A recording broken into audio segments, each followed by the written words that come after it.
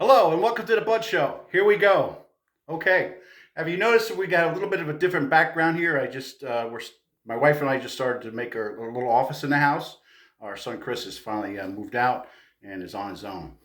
Praise the Lord.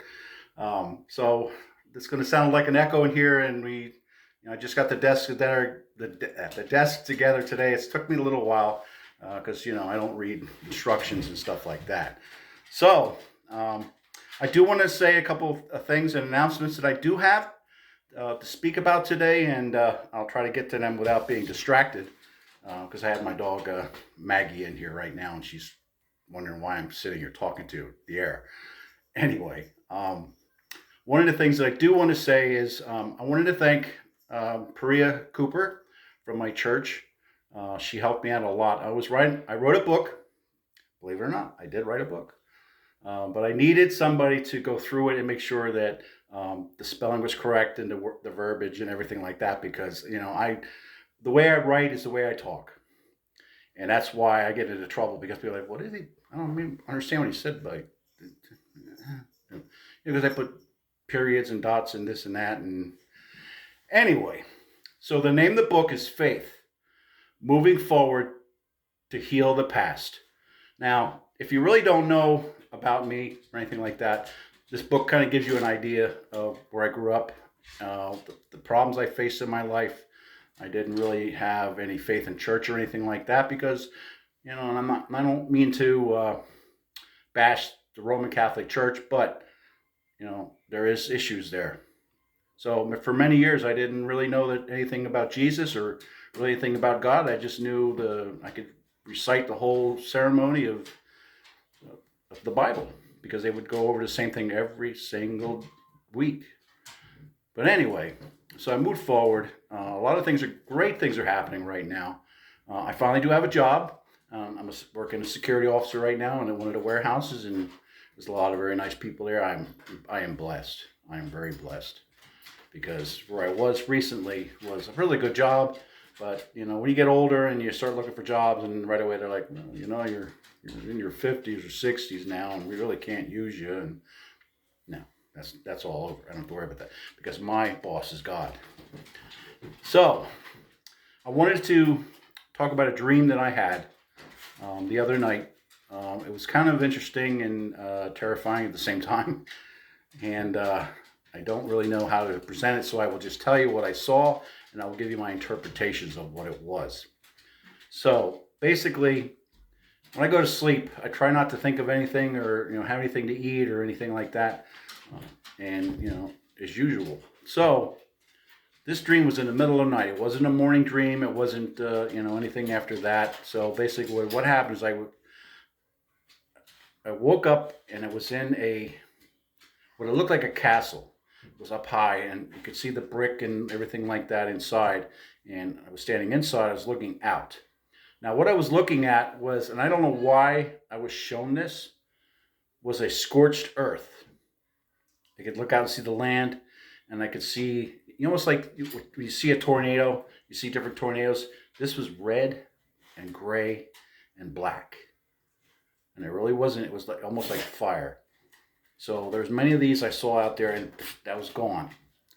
So the next thing I know, I'm standing similar in the same place, looking out, and Jesus is standing there at this huge window looking out. All I see is the back of his head. And I started to walk up to him, and he turned to me, and he had this scroll in his hand. And he reached out to give it to me, and I was going to take it, and he says, "No, not now. It is not time." And so I blinked, and I went to something else. Now, the next thing I knew, there was these 3 or 4 women sitting on a bench, and it looked like an older building, like an old barn. I felt like it was in the medieval times. I don't know. That's what I interpreted it as. So these 3 women are here, and they don't speak English, but they do speak Old English, if that makes any sense to you. Like, "Here is thy," and that kind of thing. So here I am trying to explain to them that Jesus is here. He does want to come and sit down and talk with you. And they really didn't understand what I was saying. So as I was trying to explain to them and get their attention to speak to me, Jesus came and sat down next to me. Now, the strange thing was he was very tall and had like a very, like a olive green um, robe on. He had really dark hair, and I could see his face, but only for a second. But I knew it was him. So he sat down and he looked at me and he says, "Go ahead." And that's where it stopped. I don't know exactly what that meant or anything like that, but I will go back about a month ago where I heard Jesus say to me, and I know it was Jesus because I know the Lord, I know the Father's voice from Jesus. Very similar, but there's a presence that you would feel. So he said to me something, I can't remember the exact way, but I'll say it. You are going to, he said to me, you are going to be able to heal with your words, and you are going to be able to heal with your hands. I really didn't think anything of it. I'm like, I'm going to heal with my hands. But I think what he meant to me was, well, two things happened, and I'll explain that a little bit later. One, I have a Facebook page that's called Inspirational Word. And I do a lot of writing that whatever I hear the Lord say to me, I write it out and I'll post it. Maybe that's what it is. And maybe the other thing is the book that I'm coming out with, like I just mentioned. Maybe it's that. But to go a little deeper into that, my church surprisingly nominated me as a deacon. Now, I know what a deacon is from the Catholic Church, but we are a non-denominational church, Phillipsburg Alliance Church. So they made me deacon. And it surprised me because I had no idea that, they liked me or I was that good or anything like that.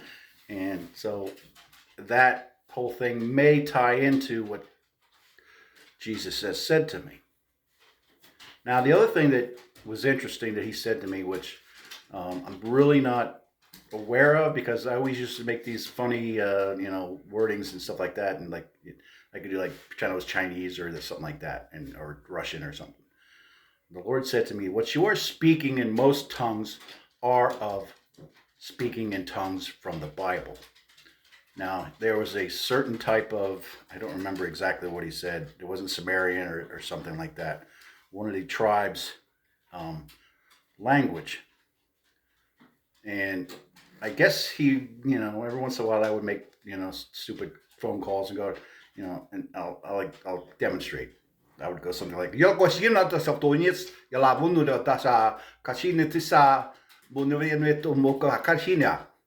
now, to me, I'm just rambling. But maybe what I'm speaking is some other language that has not been around for a couple thousand years. I don't know. But Jesus said to me that what the words you are speaking are from the Bible. You are speaking in tongues. I have to learn more about that and get more into that. Maybe even sit down with my pastor and talk to him about that because sometimes that freaks me out. When my mother passed away about 2 years ago, my sister took a lot of it hard, really hard. She was close to her and everything like that. And one of the things that I used to do was I would comfort her and take her hands and I would pray. And my wife was there at the time, and I took her hands and I prayed, and I started praying to her in English, and I don't remember exact words. And suddenly, I don't know why I was speaking in Hebrew. I knew I was speaking in Hebrew, and I understood the words, but I've never, ever have done that. I've never sat there and go, okay, it means with this something mean, and this, and I can't even pronounce the words. How can I speak that? Again, the Lord said to me, you have the ability now to do these things, but you must learn the concept of them. So I have that on my plate now, and I have a lot of different things that are going on too. And one of the things that, and maybe you do or you do not know this, that Jesus, our Father, are changing us. Anything that's going on in our lives have been erased Anything that we think that we have done or we have not done for others is being erased, because we are going down a path that Jesus said, whoop, no, we're go to the left, go to the right, wherever I need you to be. He's putting, excuse me, glasses keep falling off. He's putting us in an area where we need to be. And that to me is very real, because I sense it. A lot of people in my church, when I speak to them about different things, they ask me the same thing. Do you sense that like something's different with us now and in the church and in life? What's the matter, Abby? Abby? No. Go inside, lay down. A couple of our dogs around. She's going to do it anyway. Come here. Come here. All right, settle down. So anyway, we are being changed, because the Lord wants us to be changed, because he said, I need you to be ready for what is coming. Now, I don't interpret anything that the Lord says to me as like, oh, the world's coming to an end or anything like that. Hold on a second. Come here. Come here. Ugh. Okay. You happy now? You want to be on TV? No. Say hi. Hello. All right, you're uncomfortable. I know. I'll put you down. So he's not saying to us, hey, I'm going to take the world out and you're going to be a part of it. Don't worry about it. No, he's not saying that to us. He's not going to tell us when he's coming or what he's going to do. We have to be ready for it. But he did say to us, and most of these prophets that I do listen to and not pay attention to, but I do listen to hear, see if they are hearing the same thing that God is telling me, that he goes, I have to change. I am going to change people, their direction. I am turning us around.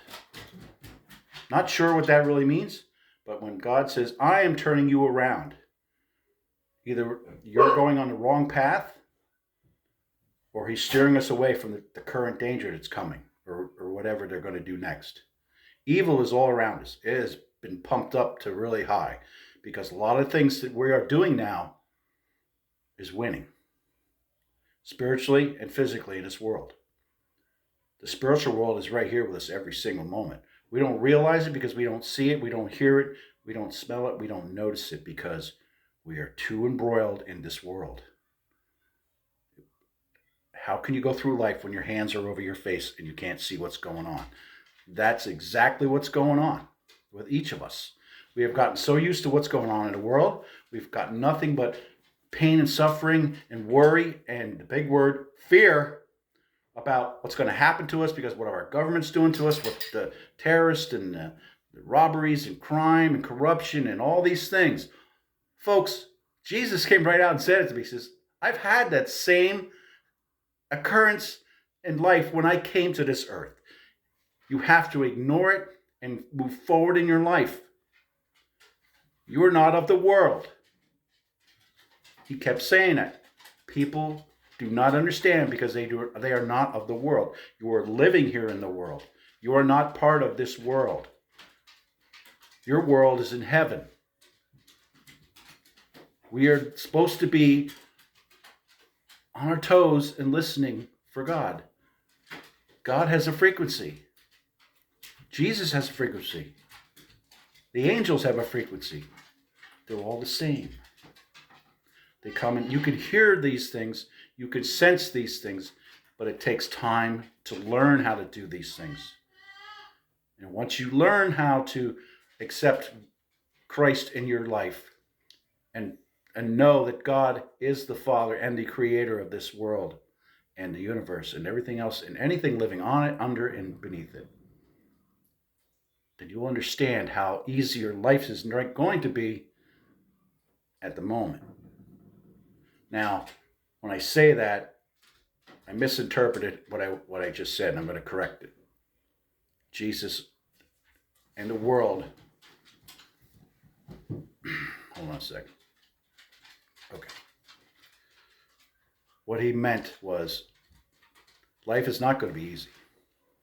We're going to have trials and tribulations and troubles and fears and angers and sin and everything going against us. We're going to be persecuted in the future, or the coming months or coming years, because we believe in Jesus. Because we speak Jesus. We know Jesus. We believe in God. We have faith in God. If you are one of them people that says, "Well, I don't need church. I don't need any of that. I'll just do it on my own," you're going to have a big surprise in the end. And once you have that forward, "Well, I don't need Jesus or any God," you're already dead. You're already dead. If you have no faith or trust in God and accept Him into your life, you're already dead. And you will not be risen from the grave. Jesus said this many times. Somebody come to him and go, "Hey, well, I've done this and that." And he goes, "Begone from me. I do not know you. I have not known you. You have not done anything for me as you have not done anything for the people on the earth." Did they teach that in school or in church? No, they go around it. They go away from that. It's the same thing Jesus said, and I believe in it, and I understand it, and I know it's true. He says also in the Bible, those that are not baptized in the Spirit of God will not see heaven. Now, not that I didn't say that exactly the way it was written, he said it, but that's the interpretation that I'm giving to you, so you hear it and understand it. If you are not baptized now, as an adult, child to an adult, you will not see heaven. He states that in the Bible. Now, you're going to say, "Well, I was baptized as a baby." Yes, you were baptized in the flesh because you did not know Jesus. You did not know anything of anything. You were just a babe. So understand that. There's many churches that will do that. Our church does that 3 or 4 times in the summer. We go into the river, we baptize, we have a party, we praise each other. It is the most exhilarating, energizing experience that I've ever had. And I don't like being put under the water and brought up, but I didn't care. I knew Jesus was present at that moment. But folks, what I'm trying to say here is, I know I'm going all over the place, but when Jesus is talking to me and somebody else is in my mind, and that's the thing I laugh at, because I heard something that made me really interesting to me. Someone said when they were at church, this is a pastor, I believe, he goes, "This woman did this thing to me and I got really mad. So then I was going to say something to her and I stopped myself because I said, I will not let my flesh speak my words. I will let the Spirit speak to that woman."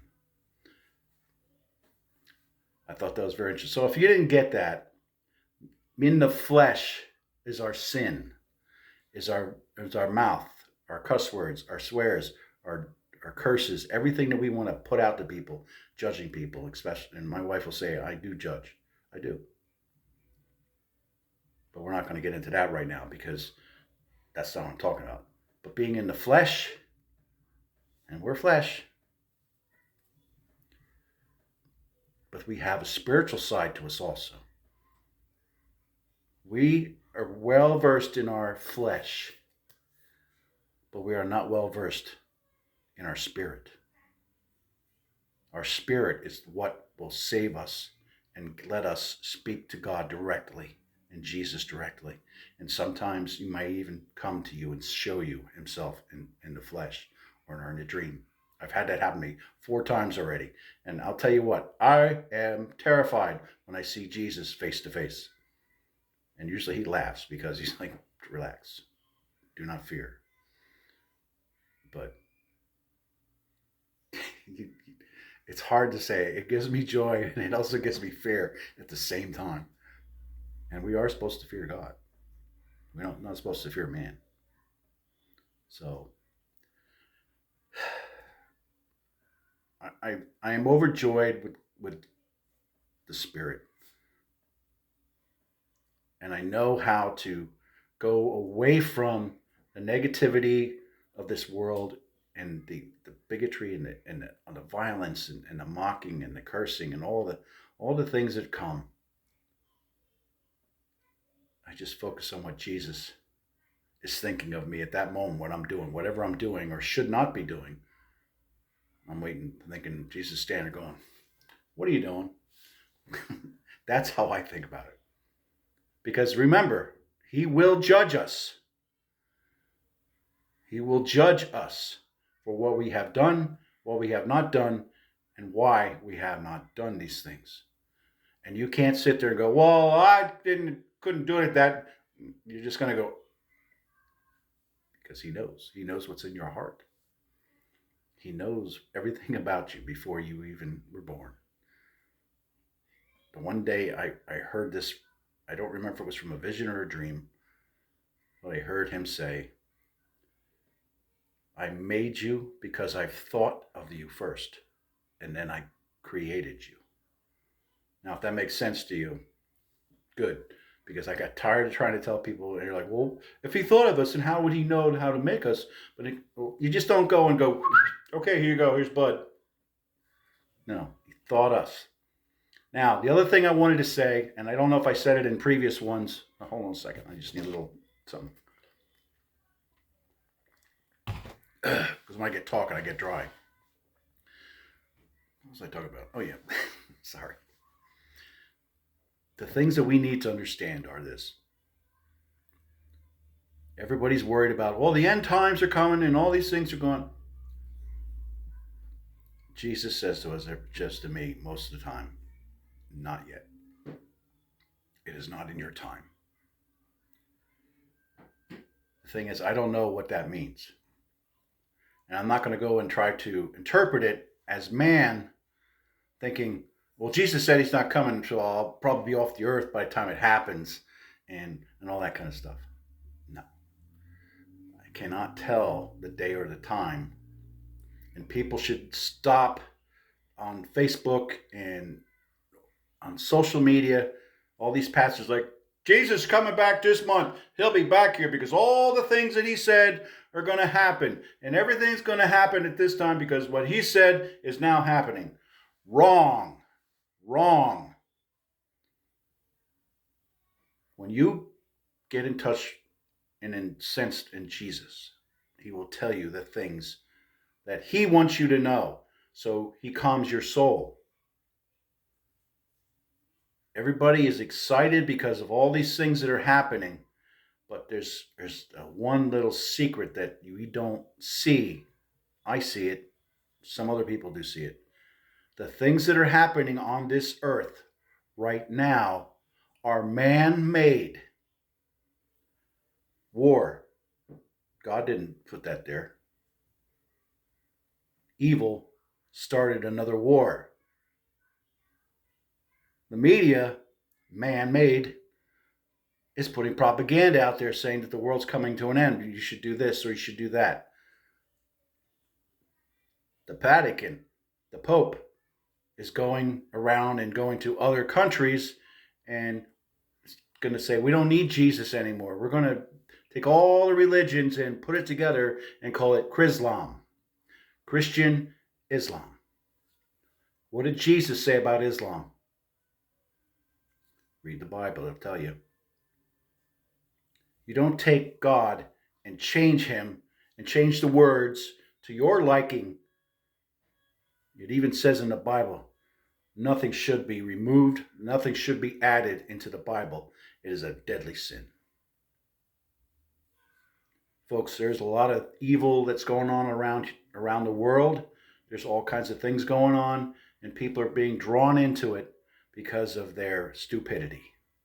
I'm going to say that because that's a nice word to say, stupidity, instead of other words. We get offended by a word, but we are imprisoned by the world.